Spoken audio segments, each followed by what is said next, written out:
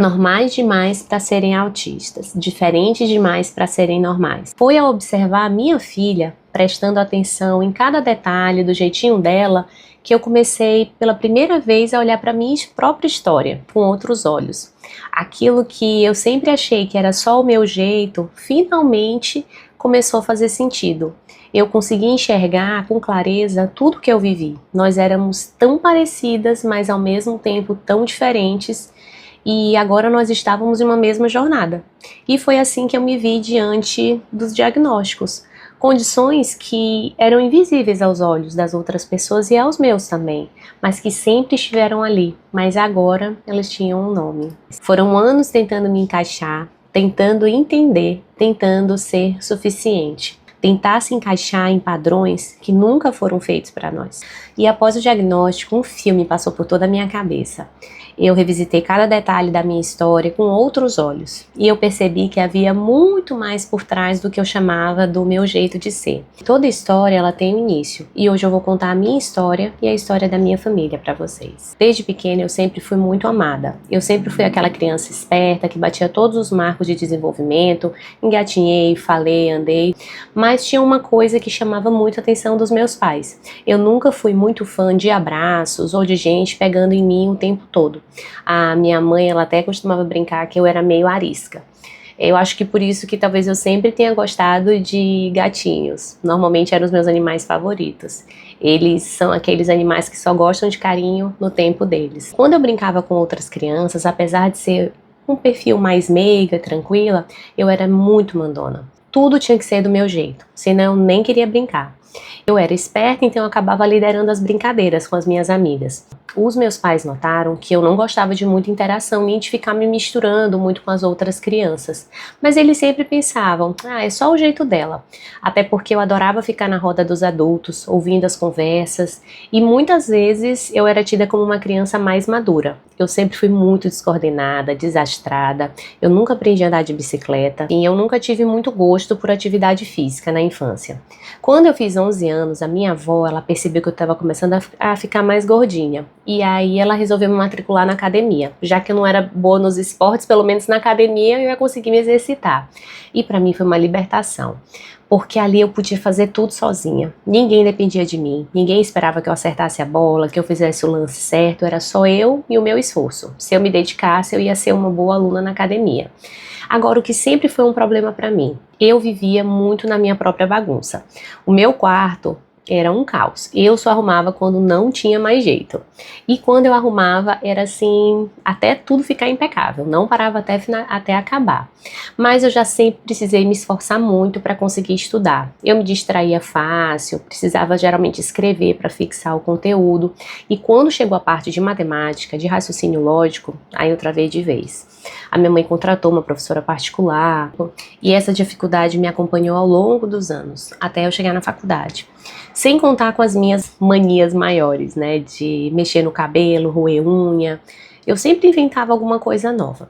A minha pré-adolescência e adolescência, elas também foram muito desafiadoras. Eu era muito rebelde. Eu queria sair, eu inventava história para os meus pais, mentia, e eu tinha muita energia.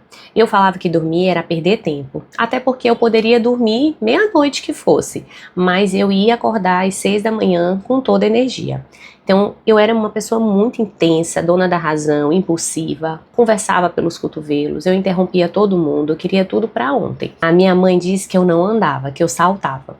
E quando eu gostava de uma coisa, eu ia de cabeça, mergulhava fundo, passava horas fazendo ponto cruz. Eu era viciada em academia, desde jovem, colecionava muitas coisas, desde calça, sapato, blusas. Mas apesar de tudo, de todas algumas dificuldades que eu tive, eu consegui entrar na faculdade de medicina. Eu fui uma das melhores alunas da turma e na hora de escolher a especialização eu escolhi a radiologia. Para mim, quanto menos interação com o paciente era melhor. Eu queria lidar com imagens, não com pessoas. Talvez porque lá no fundo a convivência sempre tenha sido um desafio para mim, conviver com outras pessoas. E a minha personalidade forte, ela me trouxe também muitos conflitos ao longo de toda a minha vida. Na residência eu briguei muito quando eu me sentia injustiçada, quando eu não aceitava, muitas vezes eu achava que estava sendo explorada. Eu trabalhava muito, dava muitos plantões, fazia muitos exames de ultrassom. A minha cabeça, ela nunca parava. E os prejuízos nos relacionamentos também vieram juntos. Eu realmente era uma pessoa difícil de conviver, principalmente com as pessoas mais próximas. As pessoas que me conheciam distante, às vezes não percebiam tanto. E esse meu jeito mais impulsivo, mandona, todo mundo dizia que era a minha personalidade. Até que eu conheci o Fabrício, uma conferência da minha igreja. E foi assim, amor à primeira vista. Tudo aconteceu muito rápido. Nós conversamos em um mês, namoramos em seguida, noivamos em 2 meses, em 6 meses a gente casou. E o Fabrício, eu digo que ele é o meu oposto. Calmo, tranquilo, ponderado. Nosso primeiro ano de casamento foi muito desafiador. Como cristãos, nós aprendemos a lidar com as nossas diferenças. E depois de 3 anos de casados, em 2020, nós decidimos ter um bebê. E aí veio o nosso positivo, era a Carla Rebeca, nossa tão sonhada, amada princesa, Rebeca. Eu tive Covid no meio da gestação, mas tive que usar o anticoagulante até as minhas 39 semanas, mas tudo ocorreu bem, sem nenhuma maior intercorrência. No dia 20 de julho de 2021, Rebeca chegou de parto normal, saudável, linda, com aqueles lindos olhos grandes, curiosos, né, do nascimento. E aquele susto do Covid, ele meio que passou o medo, né, porque Rebeca estava se desenvolvendo super bem e eu e Fabrício, nós éramos aqueles pais super presentes, então a gente observava tudo sobre a nossa filha. Eu era muito controladora, ainda mais em tudo que era relacionado a ela. E quando ela fez 1 ano e meio, nós decidimos colocar ela na escola. E foi aí que os primeiros sinais começaram a aparecer. Ela chorava quando as outras crianças chegavam perto. Ela nunca ligou muito assim para brinquedos. A diversão dela era ficar na cozinha comigo, pegar os potes de cozinha e deixar todos eles arrumados. E eu nem percebia tanto, mas ela deixava tudo enfileirado e ela dizia pra mim que estava organizando. E quando ela brincava com bonecas, as bonecas nunca conversavam, só ficavam arrumadas em fila. E tudo era muito parecido de quando eu era criança, então eu achava que era normal. Tudo que fugia da rotina dela era muito difícil de lidar, era uma luta para dormir fora de casa, mas a gente pensou, é só o jeito dela, vai melhorar quando ela estiver crescendo. E todo mundo falava, filha, você era igualzinha. Eram sempre as palavras da minha mãe e da minha avó. Rebeca foi se adaptando no colégio, ela tinha professoras muito boas que acolheram ela, ajudavam ela, e a gente achou que realmente era só a personalidade dela. Afinal, ela se parecia tanto comigo, então tudo estava indo tranquilo, nós éramos só uma família vivendo uma vida comum. Mas essa história, na verdade, ela estava apenas começando. No meio de 2024, quando Rebeca ela estava perto de completar 3 anos, nós percebemos que ela começou a apresentar algumas dificuldades para pular, quando ela brincava no pula-pula. No início a gente achou que era apenas uma dificuldade, mas depois de um tempo, ela disse que não gostava mais de pular. Então, na verdade, a gente percebeu que ela não sabia pular. E me veio à memória as lembranças da minha infância, de como eu era ruim nos esportes e muito descoordenada. Eu nunca aprendi a andar de bicicleta, nem fazer outros esportes que necessitavam de muitas habilidades. E eu não queria que a minha filha passasse por tudo isso, né, que eu tinha passado. Então eu matriculei logo ela na aula de ginástica infantil e na natação, para ela poder se exercitar mais e poder fazer amizades. E quando ela começou a ginástica e a natação, eu vi nitidamente a diferença dela em relação às outras crianças. Rebeca, ela ficava perto, mas não conseguia interagir com as crianças. Então eu comecei a achar estranho e pensar que talvez pudesse ter algo além da timidez. Mas como ela não tinha mais nenhuma dificuldade, ela não teve atraso de fala ou nos marcos de desenvolvimento, eu só achava que ela era um pouco mais tímida e que eram algumas dificuldades pela idade dela e que talvez ela não tivesse tanta aptidão para os esportes como eu também não tive. De qualquer forma, eu cheguei a conversar no colégio com as professoras, na salinha da igreja, sobre como era a interação dela com outras crianças. Mas ninguém via nada demais e todo mundo falava pra mim que era só o jeito dela, que ela era uma menina que aprendia, acompanhava a aula. E como eu estava sempre por perto, eu já, desde bebezinha, eu percebia que ela não gostava mesmo de ficar com as outras crianças. Eu me lembro que muitas vezes eu era a única amiguinha dela no parque, porque quando as outras meninas costumavam chamar, ela não ia. Então, lá no fundo, isso me incomodava muito. Como eu já tinha o diagnóstico de bipolaridade, nos meus estudos, em alguns cursos que eu tinha feito, eu sabia da base genética, do autismo, do TDAH e da bipolaridade que eram semelhantes. E existia a chance da hereditariedade também. Então eu comecei a me perguntar, será que ela poderia ter autismo? Como eu tive Covid na gestação, a infecção poderia ter sido um gatilho para ativar alguns desses genes. E alguns estudos já até falavam sobre a relação de pessoas predispostas geneticamente a terem filhos com autismo após uma infecção por Covid na gestação. Isso me trouxe um alerta, mas eu não conseguia ver outras características. Como ela também não teve nenhuma das características mais comuns que eu costumava ver no autismo, eu acabei deixando de lado. Passaram alguns meses, ela começou a evoluir bem na ginástica e achamos que as coisas estavam já melhorando. Até que no colégio ela começou a apresentar algumas dificuldades na parte de coordenação motora fina, na hora de segurar os lápis, tesoura. E durante os aprendizados de alguns conteúdos novos, o rendimento dela começou a cair. Ela falava que não conseguia, se fechava logo e começava a chorar. Dizia que não conseguia. E eu me lembrei muito de mim.